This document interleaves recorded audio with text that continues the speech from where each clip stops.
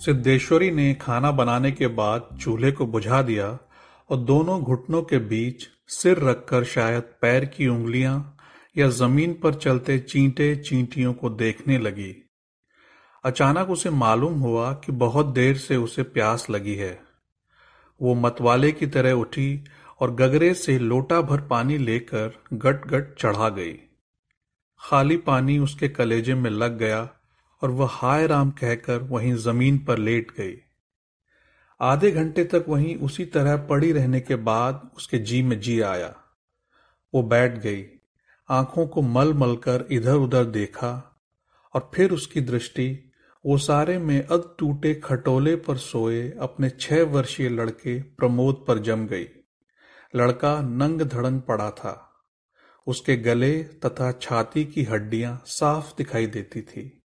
उसके पैर बासी ककड़ियों की तरह सूखे तथा बेजान पड़े थे और उसका पेट हंडिया की तरह फूला हुआ था।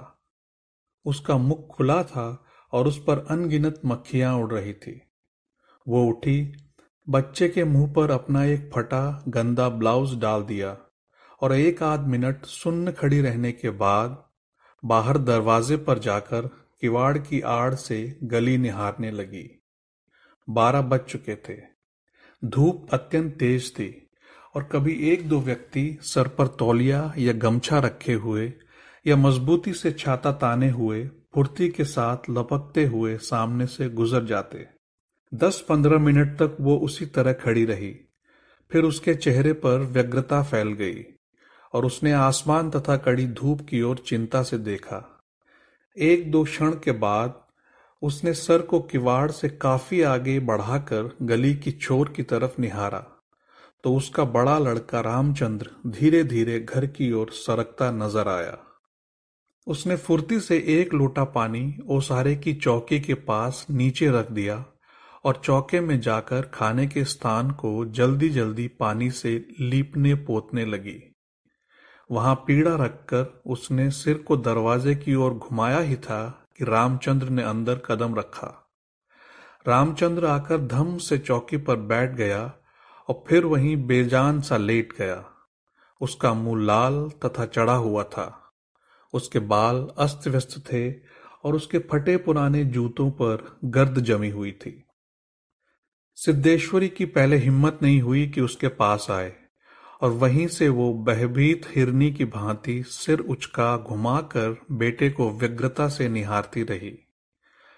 किंतु लगभग 10 मिनट बीतने के पश्चात भी जब रामचंद्र नहीं उठा तो वो घबरा गई। पास जाकर पुकारा, बड़कू बड़कू, लेकिन उसके कुछ उत्तर न देने पर डर गई और लड़के की नाक के पास हाथ रख दिया। सांस ठीक से चल रही थी। फिर सर पर हाथ रखकर देखा, बुखार नहीं था। हाथ के स्पर्श से रामचंद्र ने आंखें खोली। पहले उसने मां की ओर सुस्त नजरों से देखा, फिर झट से उठ बैठा। जूते निकालने और नीचे रखे लोटे के जल से हाथ पैर धोने के बाद वह यंत्र की तरह चौकी पर आकर बैठ गया। सिद्धेश्वरी ने डरते डरते पूछा, खाना तैयार है, यहीं लगाऊं क्या? रामचंद्र ने उठते हुए प्रश्न किया, बाबूजी खा चुके? सिद्धेश्वरी ने चौके की ओर भागते हुए उत्तर दिया, आते ही होंगे। रामचंद्र पीढ़े पर बैठ गया। उसकी उम्र लगभग 21 वर्ष की थी। लंबा, दुबला पतला, गोरा रंग, बड़ी बड़ी आंखें तथा होंठों पर झुर्रियां। वो एक स्थानीय दैनिक समाचार पत्र के दफ्तर में अपनी तबीयत से प्रूफ रीडरी का काम सीखता था। पिछले साल ही उसने इंटर पास किया था। सिद्धेश्वरी ने खाने की थाली सामने लाकर रख दी और पास ही बैठकर पंखा करने लगी। रामचंद्र ने खाने की ओर दार्शनिक की भांति देखा। कुल 2 रोटियां, भर कटोरा पनियाई दाल और चने की तली तरकारी। रामचंद्र ने रोटी के प्रथम टुकड़े को निगलते हुए पूछा, मोहन कहाँ है? बड़ी कड़ी धूप हो रही है।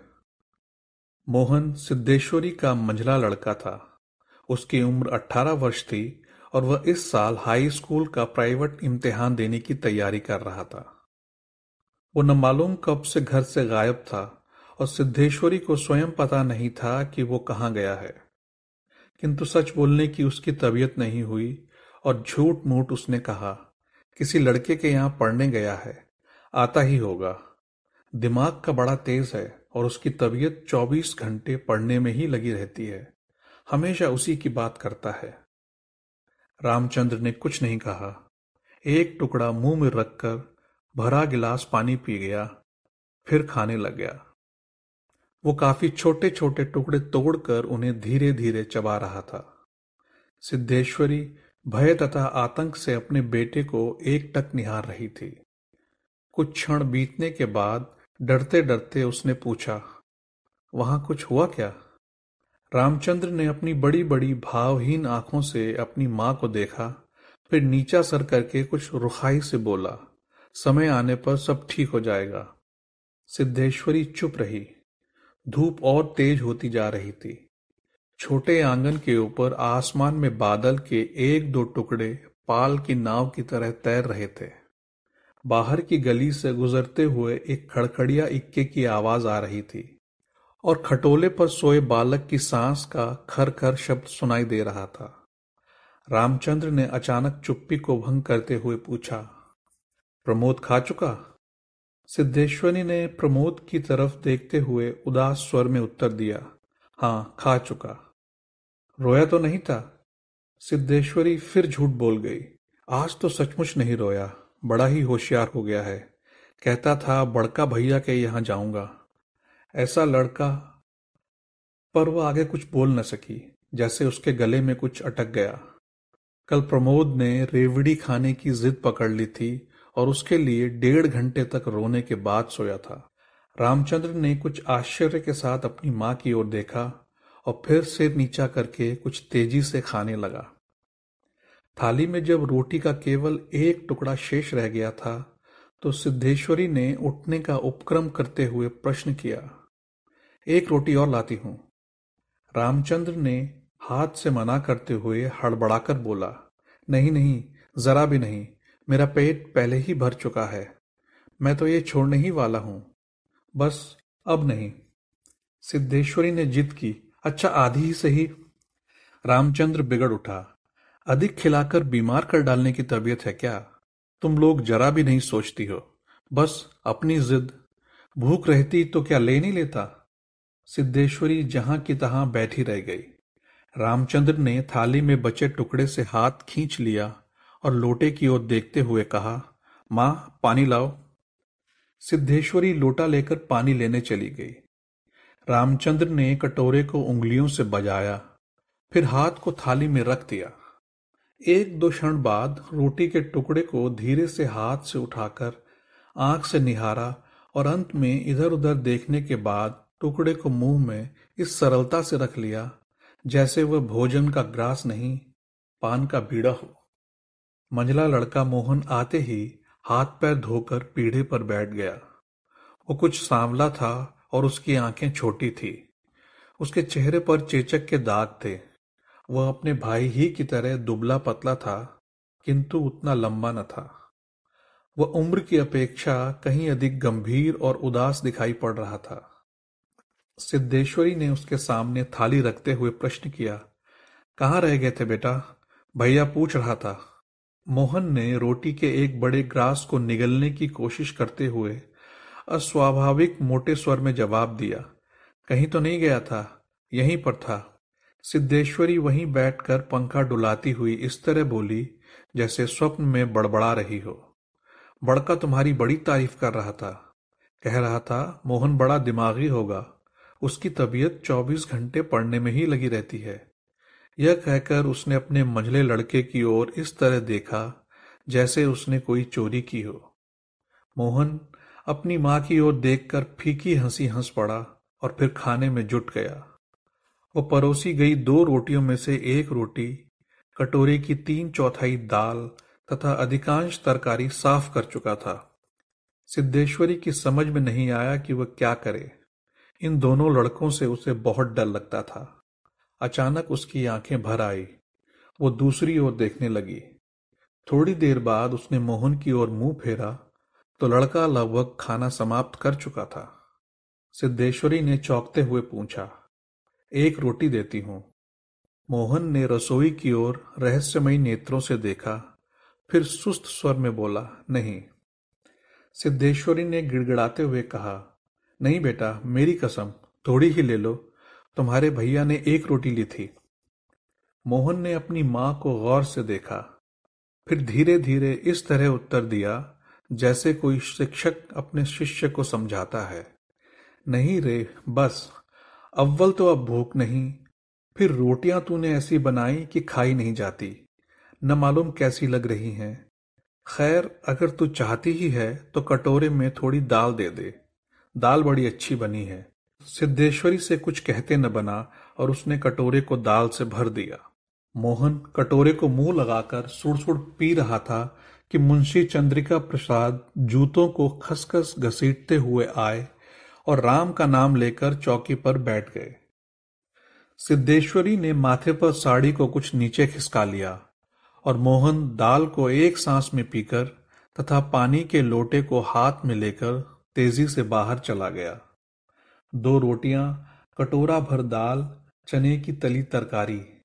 मुंशी चंद्रिका प्रसाद पीढ़े पर पालती मारकर बैठे रोटी के एक एक ग्रास को इस तरह चुभला चबा रहे थे जैसे बूढ़ी गाय जुगाली करती है। उनकी उम्र 45 वर्ष के लगभग की थी, किंतु 50-55 के लगते थे। शरीर का चमड़ा झूलने लगा था, गंजी खोपड़ी आईने के भांति चमक रही थी। गंदी धोती के ऊपर अपेक्षाकृत कुछ साफ बनियान तार तार लटक रही थी।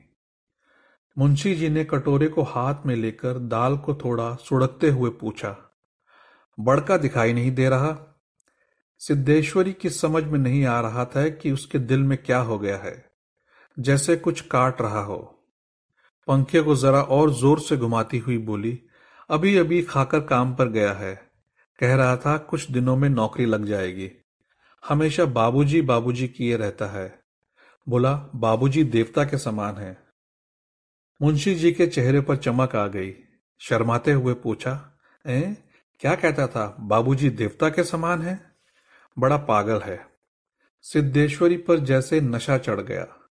उन्माद की रोगिणी की भांति बड़बड़ाने लगी, पागल नहीं है, बड़ा होशियार है, उस जमाने का कोई महात्मा है। मोहन तो उसकी बड़ी इज्जत करता है।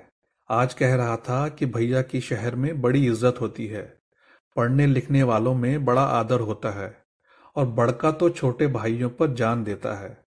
दुनिया में वो सब कुछ सह सकता है, पर यह नहीं देख सकता कि प्रमोद को कुछ हो जाए। मुंशी जी दाल लगे हाथ को चाट रहे थे। उन्होंने सामने की ताक की ओर देखते हुए हंसकर कहा, बड़का का दिमाग तो खैर काफी तेज है, वैसे लड़कपन में नटखट भी था, हमेशा खेल कूद में लगा रहता था। लेकिन ये बात भी थी कि जो सबक मैं उसे याद करने को देता था उसे बर्राक रखता था। असल तो यह है कि तीनों लड़के काफी होशियार हैं। प्रमोद को कम समझती हो? यह कहकर वह अचानक जोर से हंस पड़े। मुंशी जी 1.5 रोटी खा चुकने के बाद एक गिलास से युद्ध कर रहे थे। कठिनाई होने पर 1 गिलास पानी चढ़ा गए, फिर खर खर खांसने लगे। फिर चुप्पी छा गई। दूर से किसी आटे की चक्की की पुक पुक आवाज सुनाई दे रही थी और पास की नीम के पेड़ पर बैठा कोई पंडूक लगातार बोल रहा था। सिद्धेश्वरी की समझ में नहीं आ रहा था कि क्या कहे। वो चाहती थी कि सभी चीजें ठीक से पूछ ले, सभी चीजें ठीक से जान ले और दुनिया की हर चीज पर पहले की तरह धड़ल्ले से बात करे, पर उसकी हिम्मत नहीं होती थी। उसके दिल में जाने कैसा भय समाया हुआ था।